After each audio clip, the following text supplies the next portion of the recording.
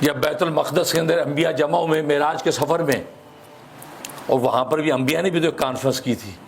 ایک اللہ نے کانفرنس کی، وَإِذْ أَخَذَ اللَّهُ مِيثَاقَ النَّبِيِّينَ، سورۃ آل عمران میں اللہ ذکر کر رہے ہیں سارے نبیوں کو روحوں کو جمع کر کے اللہ نے کانفرنس کی اور نبی پر ایمان لانے کا عہد لیا،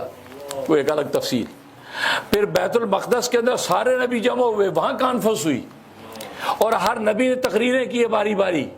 سب سے آخر میں محمد رسول اللہ صلی اللہ علیہ وسلم نے تقریر کی اور ہر نبی نے اپنی وجہ فضیلت بیان کی۔ ابراہیم نے کہا کہ مجھے اللہ نے خلیل بنایا ہے، موسیٰ نے کہا کہ مجھے اللہ نے اپنا کلیم بنایا، عیسیٰ نے کہا مجھے اللہ نے اپنا روح بنایا، کلمہ بنایا، ہر ایک نے اپنے فضائل بیان کیے۔ نبی پاک صلی اللہ علیہ وسلم آپ نے اپنے فضائل بیان کیے اور اس میں یہ فرمایا کہ مجھے اللہ نے ختم نبوت کا تاج پہنایا،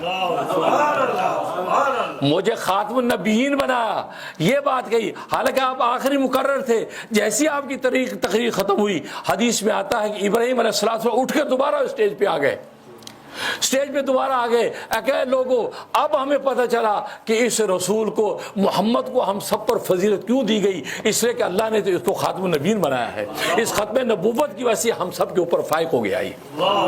اللہ اکبر، اللہ اکبر، محمد رسول اللہ۔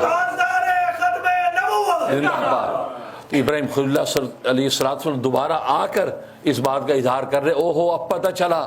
کہ ہم سب پر فضیلتوں کی وجہ کیا ہے، امامت کا منصب اس کو کیوں دیا، ہم سب اس کے پیچھے کھڑے ہو کے نماز پڑھ رہے ہیں، آخر وجہ کیا تھی۔ یہ ابھی سے اظہار کیا کہ اس کو خاتمہ یعنی اس کو خاتم النبیین بنایا، ختم اس کا تاج پہنایا، اسی وجہ سے ہم سب کے اوپر افضل اشرف ہو گیا ہے۔